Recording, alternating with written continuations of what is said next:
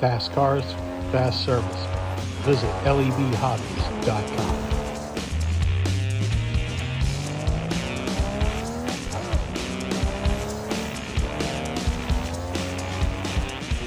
Hey everybody, welcome to Friday. Welcome back to my basement where it's nice and cool and relatively free from forest fire smoke. Relatively free. Anyway, guys, we're going to jump right in with some NSR news. Now, they posted 4 different photos of this car, these cars that I combined into one, which kind of is how they should be shown since the purpose is they have the track behind them. Anyway, I really like this kind of I don't know what you'd call it, fixed car that it's had damage in real racing, and they've replicated that with these cars. I really like this quite a bit.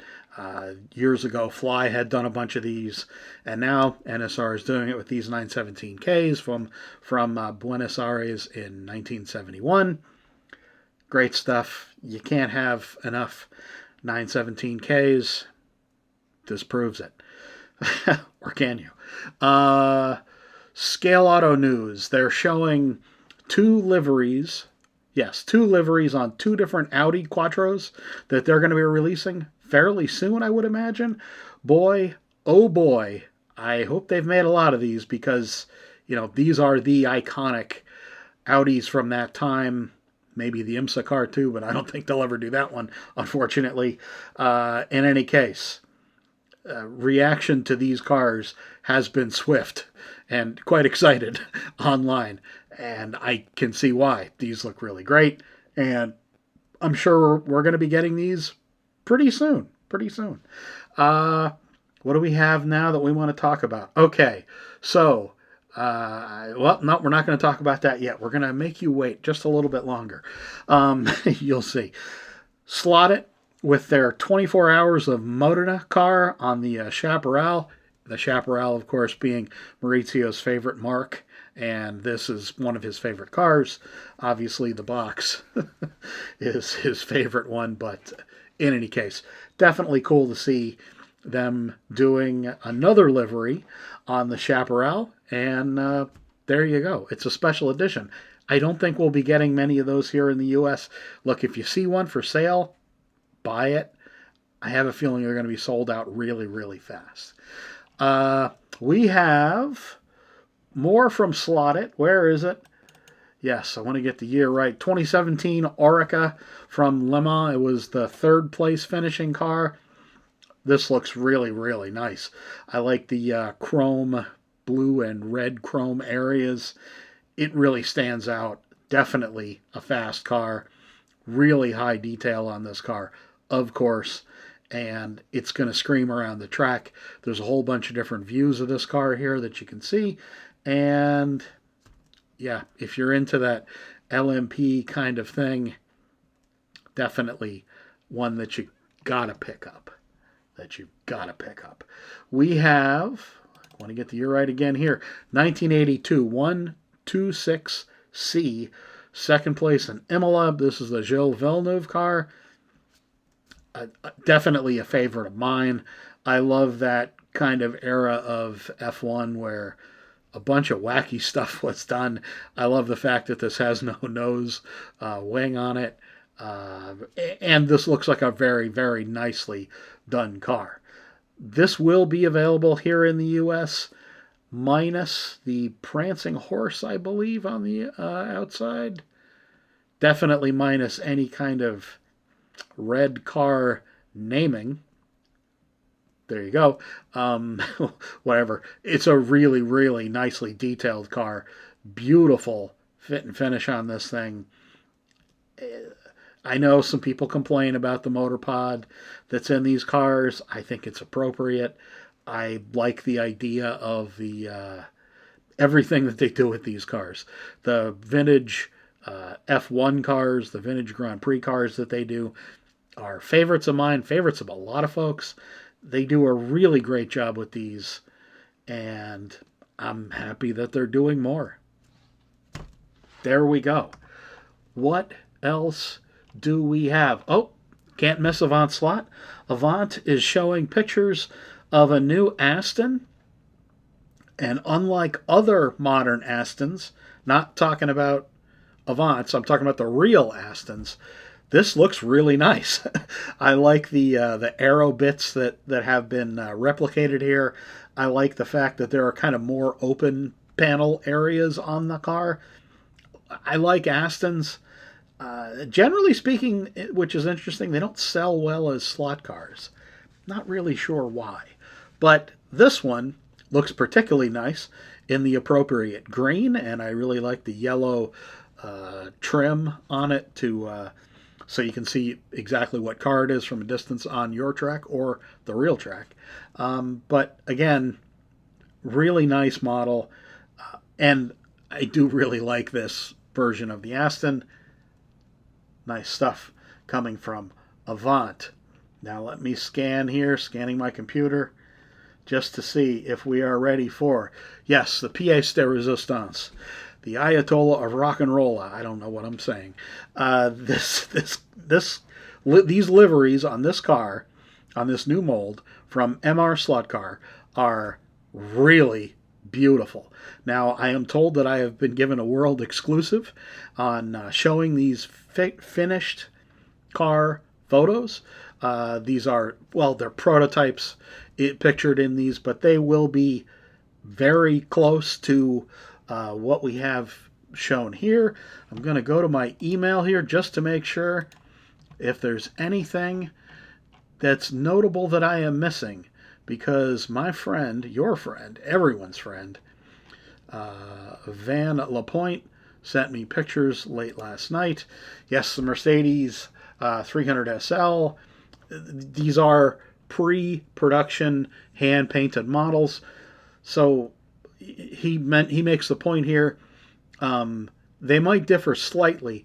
However, having had experience with this kind of car a lot, usually you try to get it as close as possible in this kind of photo.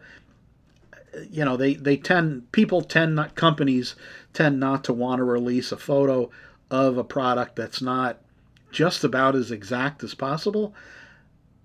In any case, 3 liveries, 58, 55, and 57 race participants. Number 18, the winner in Sebring in 57, 55, 446 Mille 58 Gran Primo de Cuba. Wow. On the number 6. Which one is the brick red one? Number 18. That's the Sebring winner. The brick red car, I'm calling it brick red. Nobody else is, just me. I really like this on this car. I mean, I like all of them. The silver livery is, it's to be expected since most Mercedes were raced in silver, of course. I do like the cream and blue number 6 as well. That's sort of basically American racing colors. American racing colors at that time certainly were white and blue, or blue and white. But regardless, the brick red one really speaks to me. I had shown the photos of this car in earlier spy pics that I found online, I guess. And yeah, I really like it just kind of, I think, highlights the body nicely. And it's nice to see it in a different color, so it kind of gives something a little extra when you see it in kind of an odd color that you don't normally see. A long way around it to say, yes, I think they're cool. I know I say that a lot, but this stuff is all really pretty cool. We have a couple models here we're going to talk about. I forgot about these. So, and I know some people get a little turned off by me including models in here. I'm sorry, but I'm not sorry. I get excited about this stuff. Some folks do, some folks don't. I'm just going to get into it here. We have 2 different bodies that Aoshima are going to be doing. Now, these are 1/32 scale snap kits. These are the GTOs. Now, these are, It just says GTO. Anyway, uh, 4 colors. All of these look really nice. The red obviously looks very nice. The black, I think, might be my favorite here. And then yellow and white. Again, yes, these are snap kit cars, but the detail on these cars is really extraordinary. And, you're talking about a $10 retail price, maybe 12, maybe 15 now. The problem is getting them shipped into North America, because as far as I know, they don't have any dealers here in North America that stock these. I have asked a couple people, and nobody seems to be interested in stocking them. But they would also be missing out on the two 512 BBs that you see here, one in a very light gray and one in white, or maybe that's silver. I don't know, kind of hard to tell. But again, 1/32 scale, snap tight. So these are molded in color. Now the details that you see, even the details come molded in color, like the interior is molded in there with a proper color, or at least something kind of nondescript. So if you wanted to, you could paint it. And then the black and the chrome, kind of the bezels around the, or not bezels, but trim around the windows would be pressure stickers, would be paper stickers. But again, and I can't emphasize this enough, these stickers look really, really good once you get them on the car. They're not hard to put on. They are reasonably forgiving if you need to take them up again and reset them, but don't try to do it too many times. And the bodies themselves, or the whole car itself, the plastic molding on these is really, really quite nice. And, it's definitely not the snap kits that I grew up with in the 70s. They are extremely high quality, what I consider extremely low cost. Anything kind of under $20 these days for a model is nearly unheard of. If you've checked out any of the models in, well, wherever you can find models anymore, sadly, they're $40, $50 now, which is ridiculous considering there's maybe, a nickel's worth of plastic inside. And most of these molds are repops that have been around for 30 plus, 40 plus years now. These are brand new molds. Good stuff. Anyway, long way around it to say, great new models coming from Aoshima. Again, 1/32 scale, snap kit models. All you need is like a little sprue cutter, a knife, maybe to clean something up. But you're pretty much good to go. You don't really need anything else, just a little patience. They won't take more than a day to do. Okay, we're done with talking about models. I am going to add another couple pictures of racing and show news to the to that part of the video here. I don't have a rant for this week, do I? Not really, unless it's going to be about wildfires.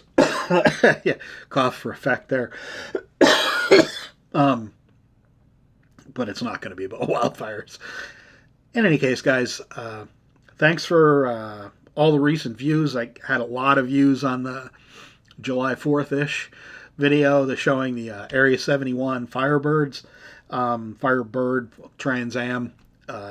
Those look absolutely exquisite. They say that they have a number more American cars coming. A number of more?